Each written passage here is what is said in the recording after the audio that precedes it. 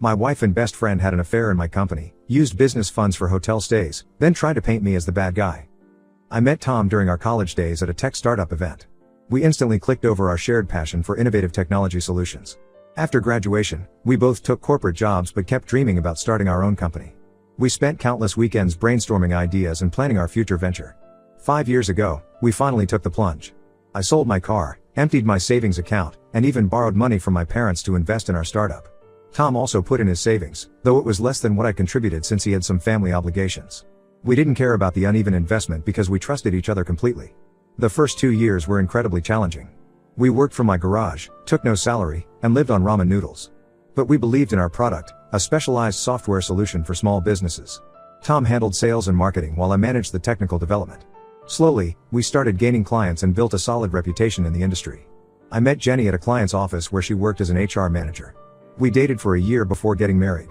Tom was my best man and gave a touching speech about our friendship and how happy he was to welcome Jenny into our family. When our company grew enough to need an HR department 3 years ago, Jenny was the obvious choice to lead it. She had the experience and understood our company culture. Looking back, that decision changed everything. The first signs of trouble appeared about 6 months ago. Jenny started working late more often, saying she needed to handle sensitive HR issues. She became very protective of her phone and would quickly lock it whenever I came near. At first, I thought she was just being professional about employee confidentiality. Tom and Jenny began having frequent closed-door meetings in his office. Sometimes these meetings would last for hours. When I asked about them, they said they were working on updating company policies and handling employee complaints. It seemed reasonable since we were growing fast and needed better HR processes. I noticed other small changes too. Jenny stopped sharing details about her day with me. She started dressing differently for work and wearing more makeup. She joined a gym but always went at odd hours. When I suggested working out together, she said she preferred going alone to de-stress. Then came the business trips. Tom and Jenny had to attend several HR conferences together since I was too busy with product development. They would share pictures of team dinners and group activities on our company Slack channel. Everything looked professional, but something felt off about their interactions. Last month, I had to visit a major client in another state. The meetings went well and we wrapped up early, so I decided to fly back home a day earlier to surprise Jenny. I reached the office around 7 p.m., expecting to find her working late as usual. The main office was empty but I noticed light coming from under Tom's office door. I heard muffled laughter as I approached. Not wanting to interrupt if they were in a meeting, I knocked softly. There was sudden movement and whispered voices. After what seemed like minutes, Tom opened the door looking flushed. Jenny was sitting at his desk, her hair messy and lipstick smudged. The room smelled of perfume and the blinds were drawn. My world shattered in that moment. The two people I trusted most had betrayed me in the worst possible way. When confronted, they didn't even try hard to deny it. Jenny said she had developed feelings for Tom over the past year. She claimed I was emotionally unavailable, always focused on work and coding. According to her, Tom really saw her and appreciated her. Tom tried to apologize but also suggested I had pushed them together by neglecting Jenny. He had the nerve to say they hadn't planned for this to happen. It just evolved naturally during all their time working closely together. He even suggested we could work past this and keep running the company as before. I asked Jenny to move out that night. She went to stay with a friend and is now demanding alimony even though we've only been married 4 years. She's also threatening to sue the company for creating a hostile work environment if we try to fire her. She claims she's the victim of workplace retaliation. Tom is playing hardball with the business too. He refuses to sell his share or buy me out at market value. He knows I invested more money initially but legally we're equal partners. He's been telling employees and clients that I'm letting personal issues cloud my professional judgment. Most of our 50+ employees are shocked by what happened. Many have worked with us since the garage days and feel personally betrayed. Some have told me privately they'll quit if Jenny continues as HR manager. But others think we should all be adults about it and keep personal issues separate from work. The company culture I worked so hard to build is falling apart. Every management meeting is tense and awkward. Employees have started taking sides, forming gossip groups, and productivity is dropping. Meanwhile, Tom acts like nothing happened and Jenny keeps trying to have civil conversations about making this work. I've consulted 3 lawyers so far. They all say untangling the business side will be complex and expensive since we didn't have proper agreements in place. We were best friends starting a company, we never imagined needing protection from each other. My parents are furious and want me to fight them both legally. My brother offered to loan me money for legal fees. But I worry a messy court battle could destroy everything we built. Several key employees have already updated their LinkedIn profiles, probably preparing to jump ship. I feel trapped and betrayed. The company I built from scratch has become a prison where I have to face my wife's and best friend's betrayal every day. I'm sleeping badly, losing weight, and struggling to focus on work. But I refused to let them push me out of my own company. Update 1, 2 weeks later. The last 2 weeks have been absolute hell. Jenny finally moved all her stuff out of our house last weekend. I stayed at my brother's place during the move because I couldn't bear to watch her pack up our life together. My brother supervised the whole thing to make sure she only took what belonged to her. While helping clean up afterward, my brother found a stack of receipts hidden in a shoe box at the back of our closet. There were hotel bills, restaurant receipts, and spa charges dating back over 8 months. Some were from hotels just 15 minutes from our house. They had been meeting for secret dates right under my nose all this time. What made me sick was realizing these expenses were charged to the company account. They coded everything as client meetings or team building events. There were even receipts from that HR conference 6 months ago. They had booked connecting rooms while telling me they were in separate rooms on different floors to save money. I confronted Tom about the receipts the next day at work. He tried to deny it at first, but finally admitted their affair started during a company off-site retreat last year. I had missed that retreat because my father was in the hospital. Apparently, they had been flirting for months before that, but used the retreat as an opportunity to take things further.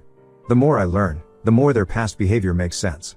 All those times Jenny complained about having a headache when I wanted to be intimate, all the work emergencies that made her miss family events, all the late-night policy meetings with Tom, they were laughing at my stupidity behind my back. Jenny is still coming to work every day like nothing happened. She dresses professionally, handles HR matters efficiently, and maintains a calm demeanor. But she's been having private meetings with female employees, especially the newer ones. Through office gossip, I learned she's telling everyone her side of the story. According to her version, I was an emotionally distant workaholic who neglected her needs. She claims she tried to communicate with me, but I was always too busy with code. She portrays Tom as someone who listened and supported her through her emotional isolation. Some people are actually buying this narrative. The real shock came when Lisa, one of our project managers, quit yesterday. She's been with us since the early days and was one of our most valuable employees. In her exit interview, she said she couldn't work in an environment where the HR manager sleeps with leadership. 5 other employees have updated their resumes on LinkedIn. Tom has been doing damage control his own way. He called 3 of our major investors last week, painting me as unstable and vindictive. He suggested my emotional state might harm the company and that they should consider backing him as sole CEO. 2 investors called me expressing concerns about the company's stability. After the 3rd investor call, I finally snapped. I called an all-hands meeting and told everyone the truth. I showed them the timeline of receipts proving Tom and Jenny's deception. I explained how they used company money to fund their affair. I laid out how they're now trying to push me out of my own company. The reaction was mixed. Most employees were disgusted by Tom and Jenny's behavior, especially the misuse of company funds. But a small group, mainly Tom's sales team, defended them. They argued that workplace romances are common and suggested I was being vindictive. One sales guy even said I should be man enough to handle it. The stress is really getting to me. I've lost 12 pounds in 2 weeks. I wake up at 3 a.m. every night with anxiety attacks. My brother wants me to see a doctor, but I can't show any weakness right now. Tom would use that against me with the investors. I've stopped attending management meetings with Tom. Everything goes through email now, which I copy to my lawyer. We only speak when absolutely necessary for client issues. The tension in the office is unbearable. Even the lunchroom has divided into pro-Tom and pro-me camps. Jenny tried to corner me in the parking lot yesterday. She was crying, saying she never meant to hurt me and that she still cares about me. She claims she and Tom are genuinely in love and asked me to find it in my heart to forgive them. I just walked away. Her tears might work on others, but I keep remembering those hotel receipts. My lawyer says we need to be strategic. Firing Jenny would likely trigger a lawsuit, which could scare away investors. Buying out Tom would be expensive and he's unlikely to agree to a fair price. Meanwhile, our biggest product launch of the year is approaching and the development team is behind schedule because of all the drama. I never imagined my life would turn into this corporate soap opera.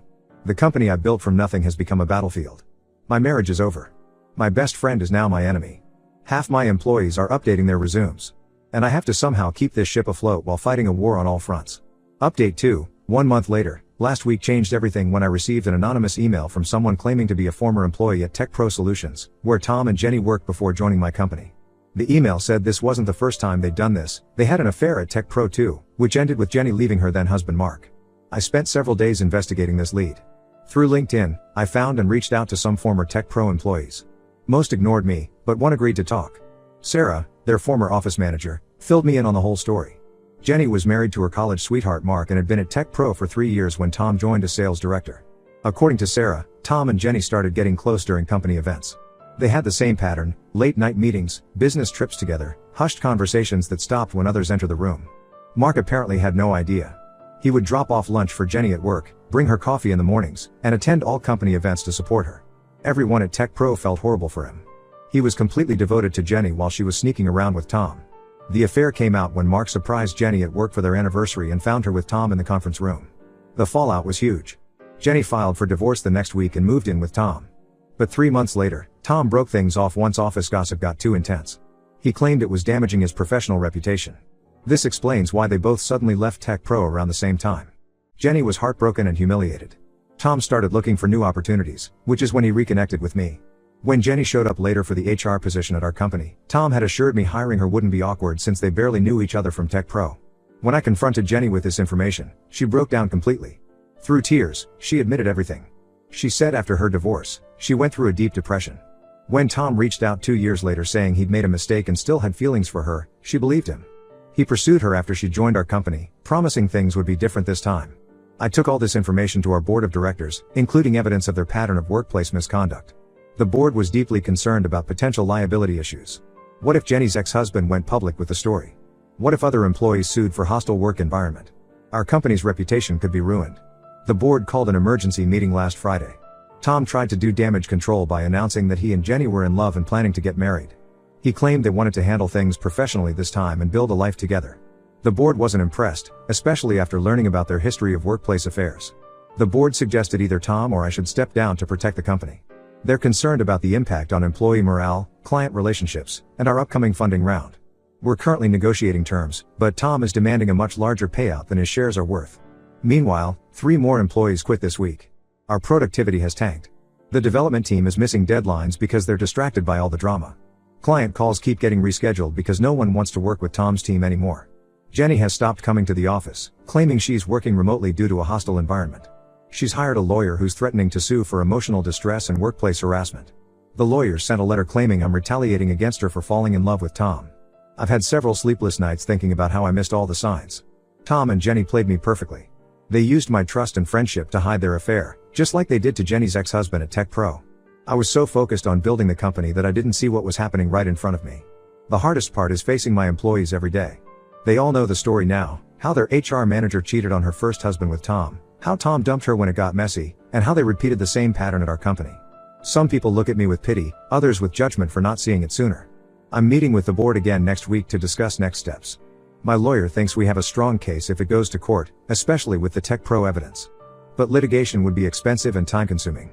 Plus, dirty laundry like this could scare away potential investors or buyers. I need to decide if fighting them is worth potentially destroying everything I've built. Update 3, 3 months later, the situation finally reached its conclusion, though not quite how I expected. After our last board meeting, they hired an external consulting firm to review our company culture and conduct a thorough investigation of recent events. What they uncovered was far worse than anyone anticipated. The consultants interviewed current and former employees, reviewed email communications, and analyzed company expenses. They discovered Tom had a pattern of inappropriate behavior with several female employees. 2 former employees came forward saying they'd felt pressured by Tom to go on dates with him, but had been afraid to report it to HR since Jenny was clearly on his side. The investigation also uncovered that Tom had been secretly meeting with our competitors. Email records showed he'd been sharing proprietary information while trying to secure a position for himself and Jenny at a rival company. He was essentially trying to force me out while setting up his own exit strategy. When presented with this evidence, the board immediately asked Tom to resign. He tried to fight it, threatening to sue for wrongful termination. But when the board mentioned a potential criminal investigation into his misuse of company funds and sharing of trade secrets, he quickly changed his tune. After 2 weeks of negotiations, Tom agreed to sell his stake in the company. The final settlement was much lower than what he'd initially demanded, given the evidence against him. Jenny quit the next day without any formal announcement. I heard through office gossip that they moved to Seattle together where Tom apparently had another job lined up. The aftermath has been challenging but necessary. We've completely restructured our management team and brought in a new HR director with extensive experience in corporate ethics. We implemented strict policies about workplace relationships and created better reporting systems for employee concerns. Most of Tom's sales team left with him, but honestly, that's been a blessing in disguise. The new people we've hired are more focused on building long-term client relationships rather than just closing quick deals like Tom's team did. Our revenue took a hit initially but has been steadily recovering. The hardest part was rebuilding trust with our employees. I've made a point of being more transparent about company decisions and encouraging open communication. We have regular town halls now where everyone can voice their concerns without fear of retaliation. On a personal level, I'm still processing everything. My divorce from Jenny was finalized last month. I kept our house and she didn't contest it, probably because she's living with Tom now. Some mutual friends told me they've already started planning their wedding, which honestly just makes me pity their next victims. Looking back, I can see how naive I was to trust them both so completely. Mixing friendship, marriage, and business created a perfect storm that nearly destroyed everything I built. But I'm actually stronger for having gone through this. The company is more professional now, with proper structures and policies in place. I recently heard that Jenny's ex-husband Mark is now happily remarried with twins on the way. Somehow that news gave me hope. Life does go on after betrayal, and sometimes things work out for the better. I'm focused on growing the company and learning from this experience rather than letting it embitter me. The company is doing well enough now that we're planning to expand into new markets next year. I've learned some hard lessons about keeping professional boundaries and not letting personal relationships cloud business judgment. While I wouldn't wish this experience on anyone, I'm grateful for the wisdom it's given me.